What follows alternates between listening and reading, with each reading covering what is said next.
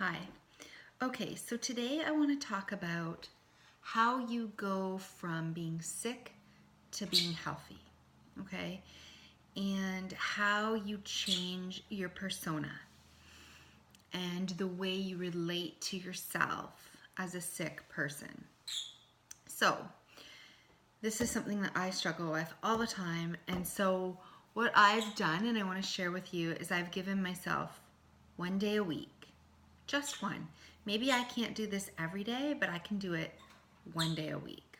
Okay, so I choose the day ahead of time. All right, and then this is my day where I say to myself, I start to change the story in my mind, because part of the problem with being sick is that you've been sick so long that you now think of yourself as a sick person, right? Oh, I can't do that. That'll make me sick. Oh, I can't eat that. That'll make me sick. I couldn't go there. That would make me sick. Oh my gosh, if I look at a bright light, that will make me sick. If the noises are too loud, that will make me sick. I can't do my hair. I can't go out. I can't go to lunch. I can't socialize. I can't be out in public. I can't, right? You build this whole story around your illness for good reason, to protect yourself, because you know what being sick feels like. You know what crashes feel like. You know what setbacks feel like. You know what bad days feel like. And you know the types of things that set you back. You know the types of things that are hard on you. And sometimes maybe you don't. They're just random. So you're just afraid of everything because you can't even pinpoint what's going on and what triggers setbacks. So that all being said, if you'll notice today, I'm wearing something different, right? So my hair's a little curly. I had a shower and I put some actual product in my hair. It's natural product. It's just some shea butter, but it just helps the curls get a little texturized. I put on a shirt that isn't a tracksuit, it's just, I have a bra on instead of just a sweatshirt. I even put a necklace around my neck. I've put a little bit of makeup on my eyes, just a little, and I've put some lipstick on my lips, which I never do, right? And so that's because every day when I look into the mirror, and I'm not saying I'm beautiful or anything, but when you look in the mirror and you look at yourself day in, day out as a sick person, and I'm gonna start to cry because it's very emotional. It's like you look at yourself and all you see is a sick person. You don't see the part of yourself before you were sick. You see almost somebody foreign, somebody who's sick, somebody who's ill, somebody who can't do anything, somebody who's, has a terrible life and has ruined their family's life, and on, right? And you look in the mirror and you see this person, right? You have no makeup on your face. All you do is just like barely run a brush through your hair, put it in a ponytail, throw on yoga pants and a really comfortable shirt, and just like, okay, this is my day every day, right? So what I'm suggesting is one of the ways, and this is an emotional way, this isn't a physical way to improve your health, but this is an emotional way, that maybe you're not ready for this yet. If you're super, super, super ill and you're at your worst, and maybe you can even do more than I can if you're like almost healed. But what I'm suggesting is that there's a spectrum, and in the middle somewhere is like you can push yourself. So today is my day to not be a sick person, meaning I'm not going to research, study, like obsess about being sick, wear sick clothes, look sick in the mirror. So I just get out of my comfort zone more, right? Okay, so today I chose, and this is a bigger step for me because this is the level that I'm at right now. I chose today to get dressed, get up, get dressed, be a normal person, regardless of my symptoms, regardless of what's going on, and just choose to be a mom to my kids today and go on my son's field trip with him, okay, which he wants me to go on. So even if I don't feel ready, even if I don't feel whatever, I'm going to put forth the effort to just be a normal person. I often ask myself, and you need to ask yourself too, what would you be doing if you weren't sick? What did you do before you were sick? And what do you want to do when you're healthy? What are the types of things you want to do? Well, all I want to do is be a mom and be a mom to my kids and do all these things and play with them, and right? So if that's kind of where you're at, then maybe you can't go on a field trip with your child, but you can maybe just put the health books away, put your phone away, put your computer away, get dressed, get out of bed, and just play with your kids. Today's your day to just play with them, play hide and seek, to just read to them, to sit with them, to engage with them, right? Or maybe it's your day to just go for a walk or call a friend just out of the blue that you knew years before when you were well, or go by yourself and just sit at a little cafe. And you don't have to have, I know going out to a restaurant triggers me because I'm like, oh my gosh, is it gonna have this in the food and this in the food, right? So, but you can go out and just have an herbal tea, an organic herbal tea, or a salad with some olive oil on the side, or whatever, just something, right? A lot of coffee shops have like a piece of fruit where you can get a banana, or you can bring something in your purse if you have to and bring it out, your own little treat or whatever.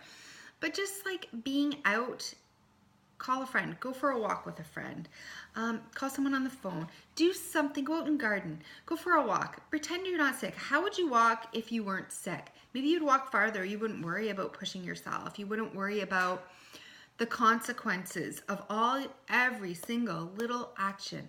So just, if you can't do it for a full day, do it for an hour. Try 10 minutes if you're really sick, right? Just put on something nice for 10 minutes, put a little makeup on, look in the mirror, and go do something that a sick person wouldn't do. If you haven't been for a walk in months, get your running shoes on and go for a walk around the block, right? Don't worry about the consequences on this day. Just act like somebody who isn't sick.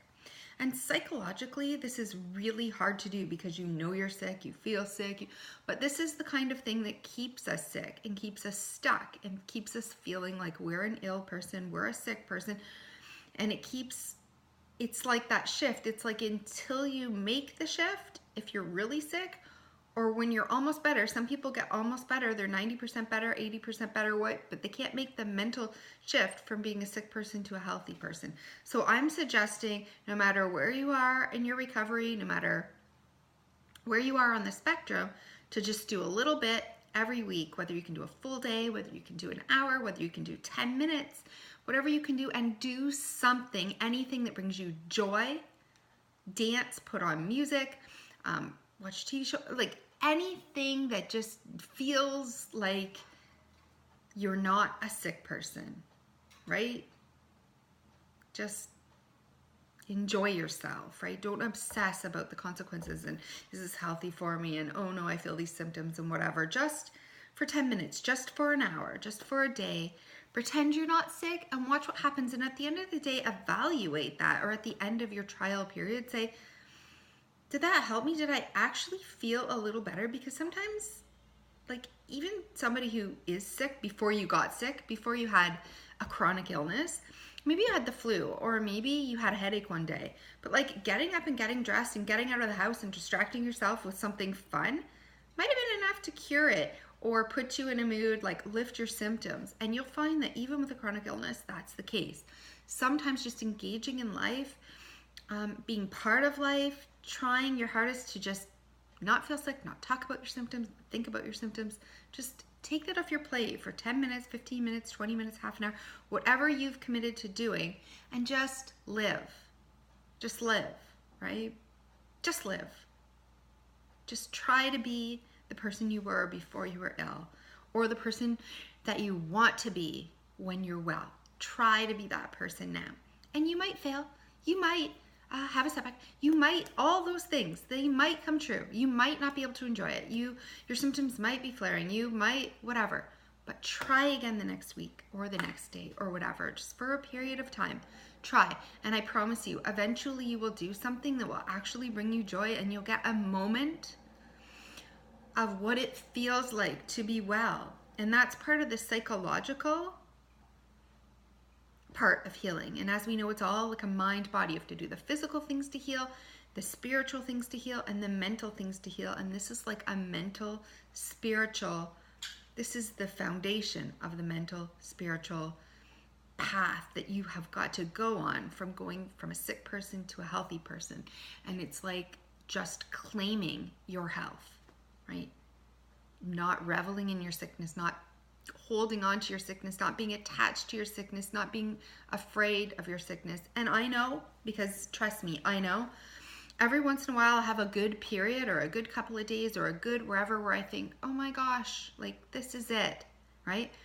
And then boom, a crash. And like, if you've gotten too excited or let yourself get up too much hope or told anyone, God forbid, and then you go right back, then people think you're crazy, or now you have to go back and tell people that you're sick again, or that they think you're well when you're actually sick. And there's this whole like dialogue that goes on. Like, you've got to stop caring what other people think. Okay, when you're chronically ill, some days you're going to be better, and some days you're going to be sick, and some days you're going to feel like you're almost well, and some days you're going to feel like you're on your deathbed.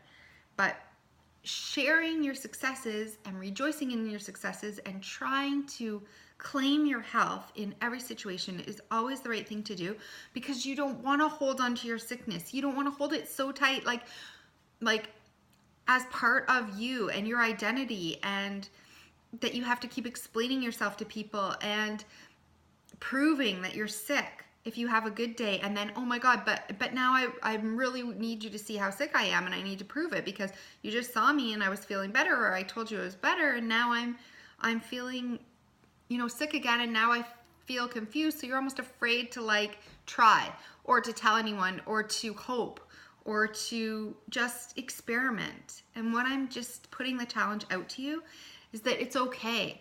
And it's okay to try, and it's okay to have a good moment, and it's okay to rejoice in that and to celebrate in that and to keep trying and to do anything you can to not be a sick person, not identify with the sick persona, because that's the only way you're actually ever, when you're ready, gonna break ties with it, right? And so you have to practice this as a habit, no matter where you are on the spectrum. And if you're over here on the spectrum and almost better, that might be the thing that finally puts you at 100%.